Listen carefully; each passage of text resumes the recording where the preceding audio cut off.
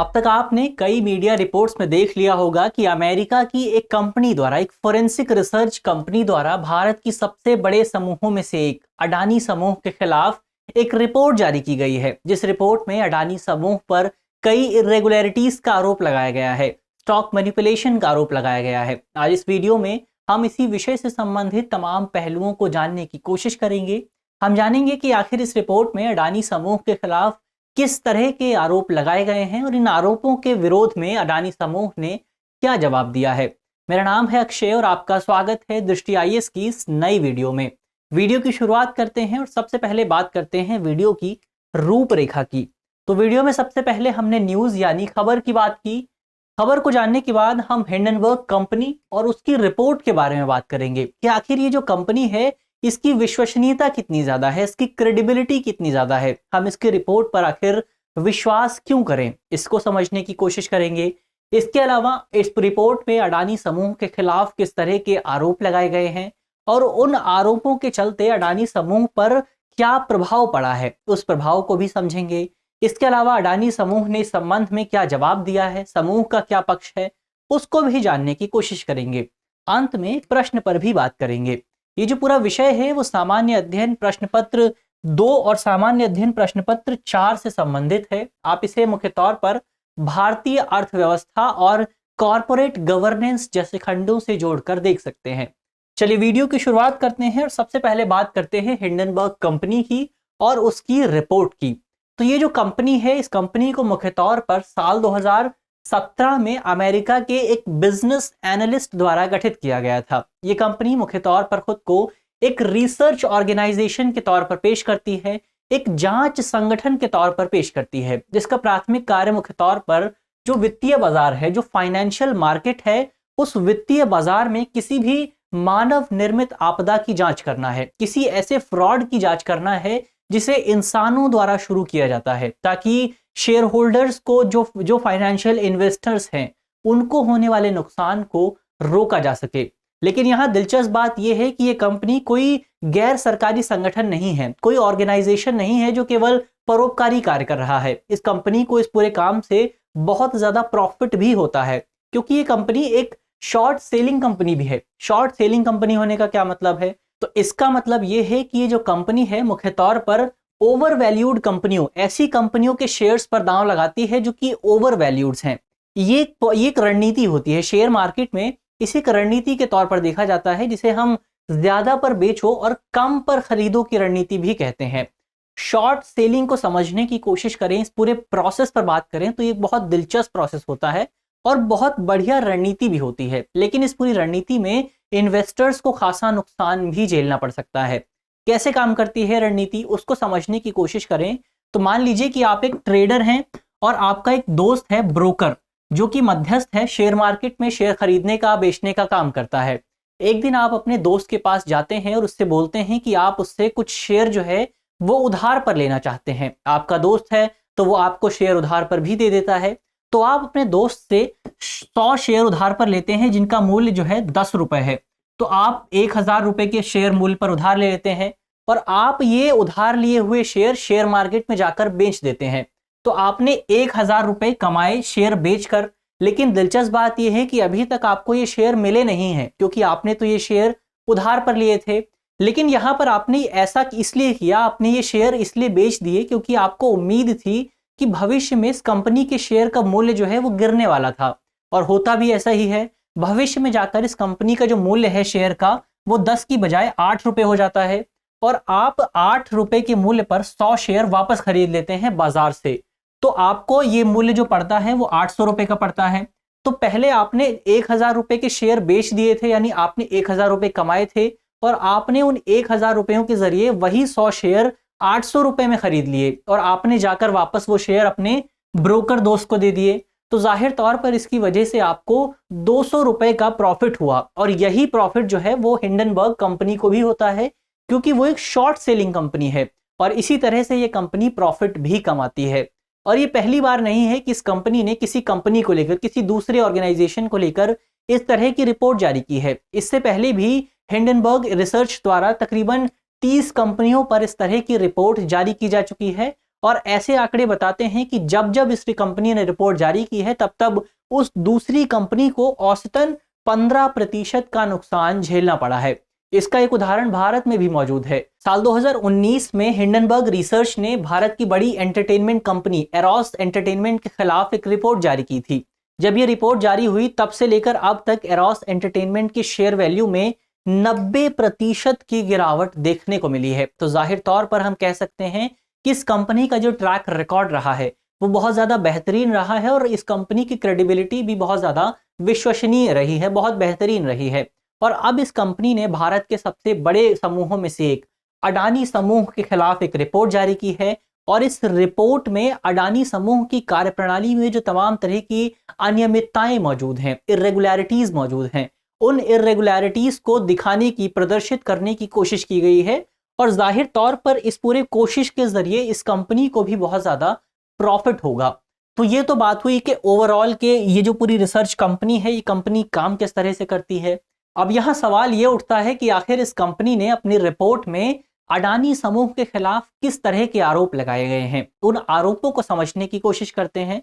तो कंपनी ने अपनी रिपोर्ट में स्पष्ट किया है कि कंपनी के जो एनालिस्ट हैं, जो रिसर्चर्स हैं, वो पिछले 2 साल से लगातार अडानी समूह पर नजर बनाए रखे हुए हैं, लगातार अडानी समूह का निरीक्षण कर रहे हैं, उसका विश्लेषण कर रहे हैं, उसके जो फाइनेंशियल स्टेटमेंट्स हैं उसकी जांच कर रहे हैं। और इसी जांच के बाद अब 2 साल बाद इस तरह की अडानी समूह पर कोई रिपोर्ट प्रकाशित की गई है और इस रिपोर्ट में अडानी समूह पर कई तरह के आरोप लगाए गए हैं, जिनमें से जो सबसे पहला और सबसे प्रमुख आरोप है वो स्टॉक मैनिपुलेशन का आरोप है, स्टॉक में छेड़छाड़ करने का आरोप है। इस पूरी रिपोर्ट में कहा गया है कि गौतम अडानी जो कि भारत के सबसे अमीर आदमियों में से एक हैं, उनकी जो कुल संपत्ति है वो तकरीबन 120 बिलियन डॉलर के आसपास है और उनकी संपत्ति में तकरीबन 100 बिलियन डॉलर की जो बढ़ोतरी हुई है वो बढ़ोतरी केवल पिछले 3 सालों में ही देखने को मिली है। और इस बढ़ोतरी की जो सबसे प्रमुख वजह है वो उनकी 7 कंपनियों के शेयर वैल्यू में बढ़ोतरी है।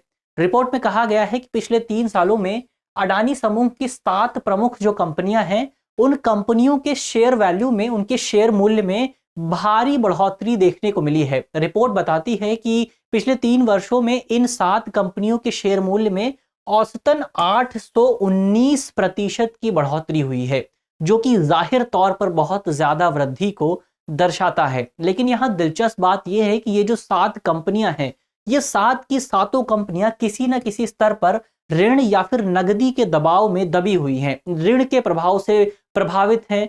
तो जाहिर तौर पर यहां सवाल उठते हैं कि आखिर जब ये कंपनियां इतनी ज्यादा प्रभावित हैं, इतने ज्यादा दबाव में हैं, तो इनके शेयर के मूल्य में बढ़ोतरी किस तरह से हुई।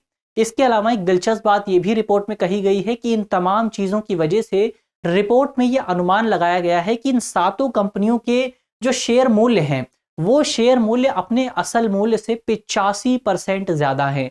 इनके ओवर वैल्यूएशन की बात की गई है।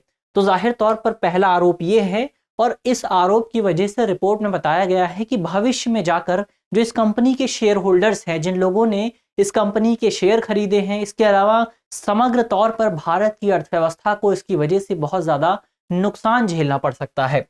अब अपने अगले आरोप की बात करते हैं। इस रिपोर्ट में अडानी समूह पर शेल कंपनियों का उपयोग करने का भी आरोप लगाया गया है।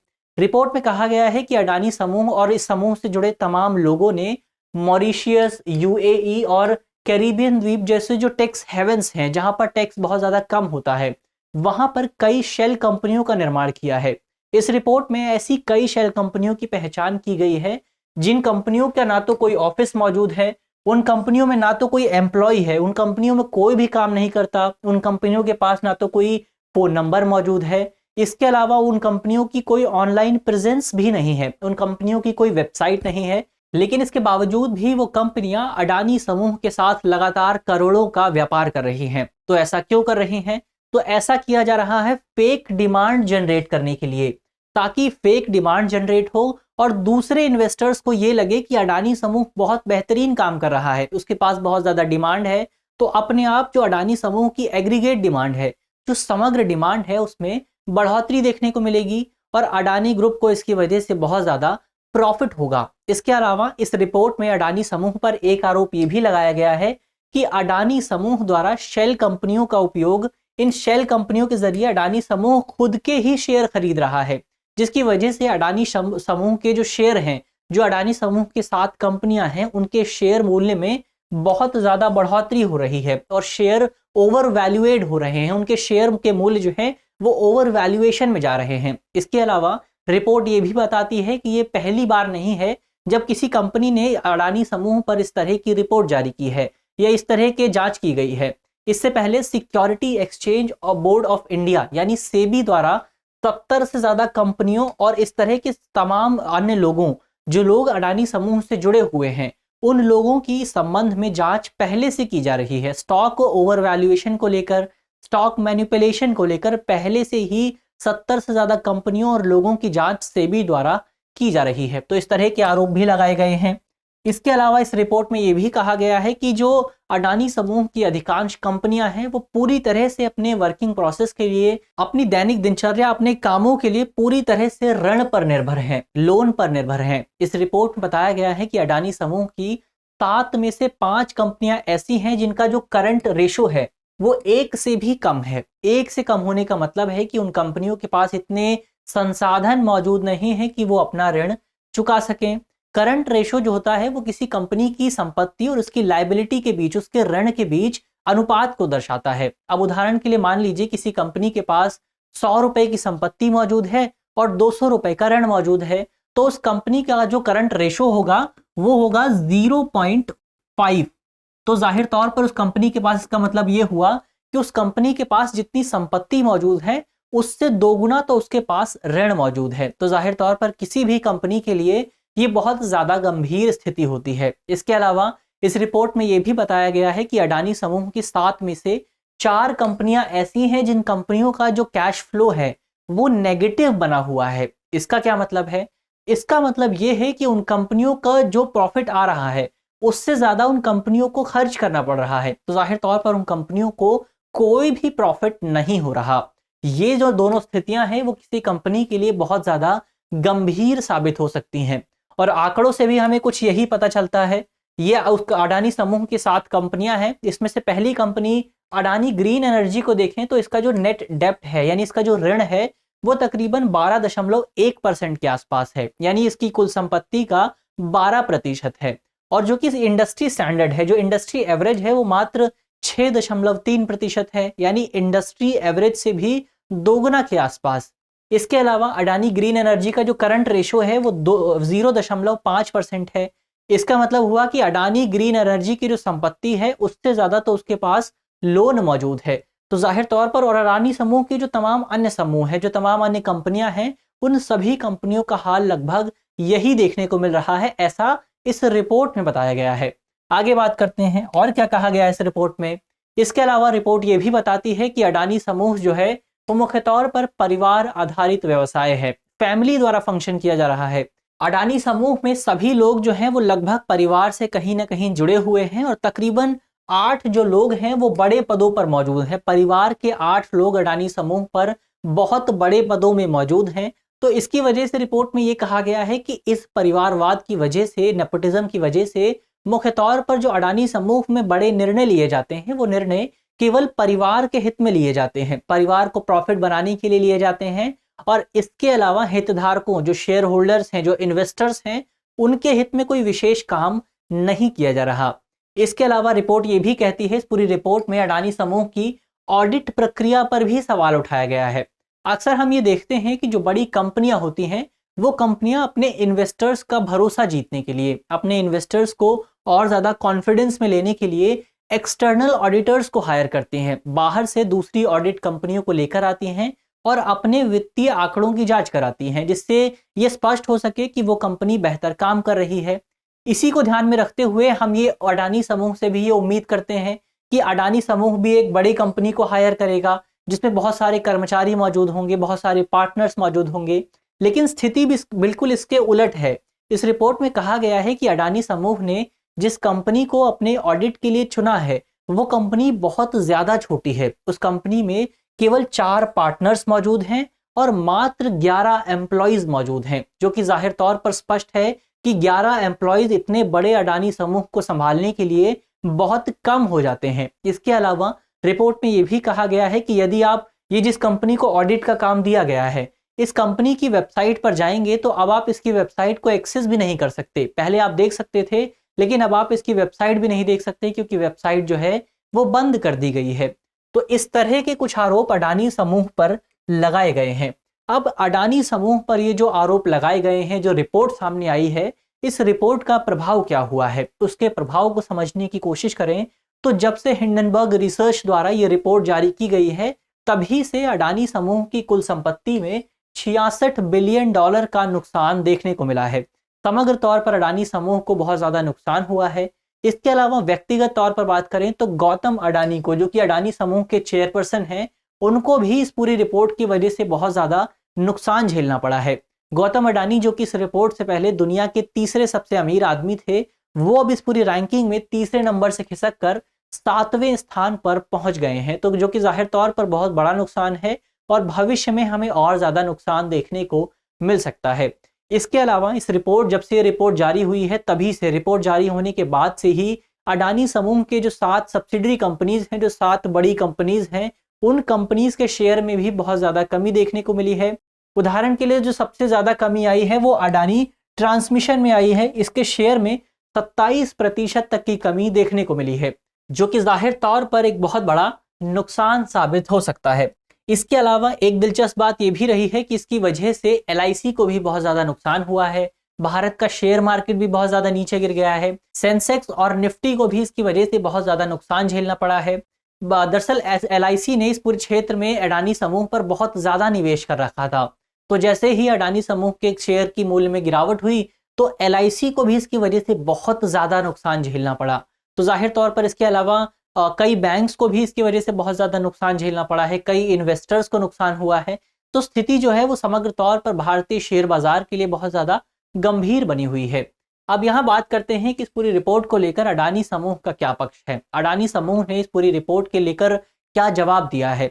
तो अडानी समूह द्वारा स्पष्ट तौर पर इस पूरी रिपोर्ट में जिन बातों का जिक्र किया गया है, उन बातों से इनकार किया है। अडानी समूह का कहना है कि इस पूरी रिपोर्ट में कुछ चुनिंदा बातों को गलत तरीके से पेश करने की कोशिश की गई है।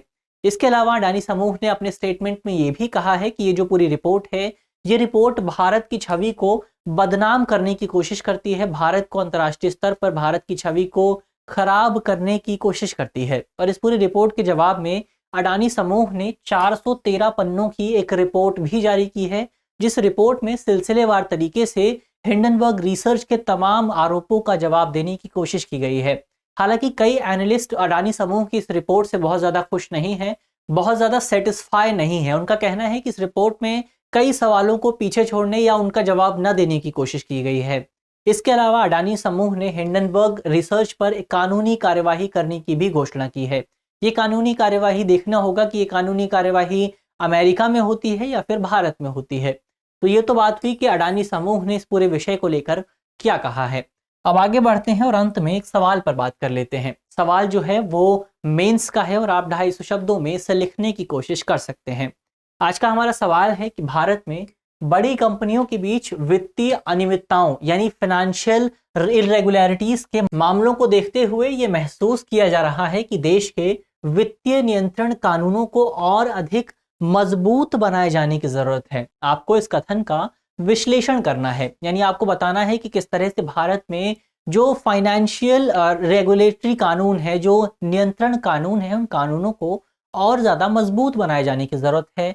सेबी को और ज्यादा शक्तियां दिए जाने की जरूरत है। इसके अलावा आप कमेंट बॉक्स में बता सकते हैं कि सेबी की फुल फॉर्म क्या होती है और इसका काम क्या होता है। मुझे उम्मीद है कि इस वीडियो के जरिए जिन बिंदुओं पर चर्चा की गई है वो आपको समझ में आएंगे, और यदि आपके प्रश्न पत्र में इससे संबंधित कोई भी सवाल आता है तो आप उसे आसानी से हल कर सकेंगे। इस तरह की अन्य वीडियो देखने के लिए आप हमारे चैनल को भी सब्सक्राइब कर सकते हैं। धन्यवाद।